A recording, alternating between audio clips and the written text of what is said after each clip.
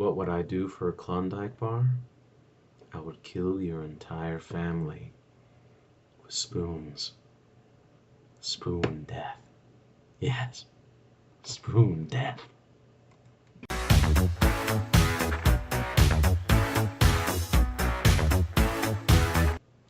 Hi, guys, and welcome to another episode of Ask Primal.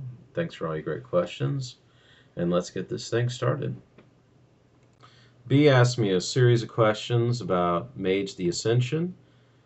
First one was, what is your favorite tradition and why? I usually play Virtual Adepts a lot because I'm a computer geek too. I like them. I always like Johnny Mnemonic and Cyberpunk and the movie Hackers. And I know it's a cheesy movie, but it's a lot of fun to watch. I also like the Order of Hermes. I've always been kind of a student of Western mystical traditions. And if you play the Hermetics, if you really know what you're doing, the kind of Golden Dawn sort of stuff, they're a really cool tradition to play. I have a real soft spot actually for the Technocrats. I like playing New World Order or the Void Engineers because they're just fun to play. New World Order is just a classic Men in Black thing going on. The Void Engineers, you get a choice between playing Space Marines or Ghostbusters. They're just a great, fun convention. So those are what I usually play and like to play in Mage. B also asked me, do I like the Paradox rules for the second or the third edition? It's really been so long since I played in anything tabletop Mage that I don't even remember the difference. Finally, B asks, chances of anyone being able to play a Mage PC in New Corsica. Let me answer this question and pretty much all that family of questions about crossover PCs in one fell swoop. Crossover PCs suck, and they either are broken or you have to break them. They should never be allowed. They don't work in the world of darkness. And it really doesn't matter who you're crossing over with each other. Mages into vampires, werewolves into mages, wraiths into vampires. The various supernaturals don't get along in character in the world, in the game world. They have other shit to do. But if you put this crossover PC in the game, he's going to start acting like a PC, and that means he's going to start, it's going to start turning into the Super Friends. Also, the various supernaturals in the world of darkness are not power balanced to each other, and they're not supposed to be. The idea of power balancing, that's all just left over from wargaming back when all the armies had to be equal and everyone had to be a fair fight. I mean, there's no reason for them to be power balanced. You shouldn't have to tone down a mage. The thing about mages is that they're scary and they have powers that you don't. The power scales are just completely different. So you're put into a situation with crossover PCs that you either have to change what's being crossed over so it's no longer really a mage or a werewolf or whatever, or you have to put into the game a situation where people will feel that they're in an unfair disadvantage, which they are going to be because pretty much everything in the world of darkness is more powerful than a vampire. So in general, vampire PCs are a bad idea. I mean, crossover is just a bad idea in general. And while we have NPCs who are there to flesh out the game world and make it into a full world of darkness, you should never allow a crossover PC. The one non-mage question B asked, Wraith, was it a waste? Was it a complete waste or a system that was underrated?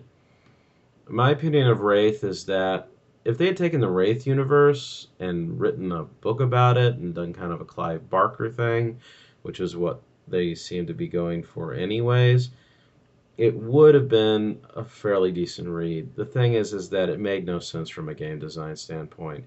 It was near impossible to run a decent game in it. There weren't any clear goals for anyone to pursue. There wasn't any clear reason for character interaction. And culturally, and from the point of view of the Western mythology of the ghost, it didn't scan right. You die and you go to Rome. and you have these flesh crap. It just doesn't.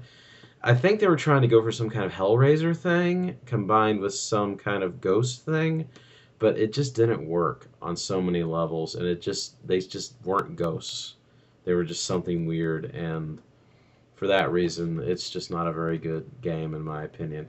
I often call it the second Giovanni clan book because that's all that it's really useful for. Guy asked, Louis and Valentine are the two constants in the city. They've gone to the brink of death several times. Have you ever considered the possibility of killing one or two of them off during the game?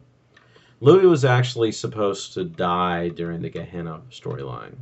Just a little director's commentary there. But Steph protested so much that ended up being rewritten, and a different person was put forward to sacrifice. So, yes, we have seriously considered getting rid of them several times. I'd be more willing to get rid of them if they weren't so useful when it comes to riding the ship of the game. Every once in a while, we try to keep them hands off, but there are times in which Louis just has to come in and slap some people. Roman asks, has the setting as you designed it changed much in 4 years? What things in the setting will never change? The setting pretty much hasn't changed, but the players have changed how it's portrayed. Let me explain that. It's tone that makes the setting, period. And New Corsica is this very noir setting. New Corsica was conceived on the outset to be willfully fictional. It does not make sense if you do the fucking math on New Corsica as a city. But it's the city that shows up in movies and in books and in the illustrations in the White Wolf books as this city of stone and gargoyles where it rains all the time and the cars still look like they're from the 50s and that sort of thing. And there's little diners on every corner with blinking neon signs that are half out. And there's sewer grates and sewer systems that go 5 miles down full of albino alligators. This was New Corsica as conceived, is willfully fictional. It does not owe the world an explanation from a realistic standpoint. We try to introduce some realism, but it's really the realism of fiction. It's suspension of disbelief, whether something's believable or not whether it's actually should work that way by the laws and ways of mankind. But the players have changed how the tone is portrayed. There used to be a lot more emphasis on the noir feel of the city. But as we got more and more players who did not pay attention to it and did not give it any recognition and wanted to play more of these 21st century type characters that just did not fit the tone, and we weren't willing to go in and enforce it heavily. People who wanted to play poppy characters or ones that fulfilled some fantasy other than being a vampire, where they wanted to be just pop stars or whatever, and they wanted to play happy raver chicks and things like that, things that didn't fit the setting at all. And as there were getting more and more and more players, we became less able as staff to do the one-on-one work, really to establish and enforce the tone. So the tone became less and less powerfully portrayed. We occasionally get bursts of it, but the fact of the matter is that you as players generally don't enforce it very much. Either because you feel like you're unable to because you don't have the authority to, or you're not paying attention to it, or you don't get it. And that's what's going on for the most part. So the setting hasn't changed, but the strength with which the tone of the setting is being portrayed has changed. As far as the nature of the setting as being a typical Camarilla city, we've considered doing very massive changes to that several times.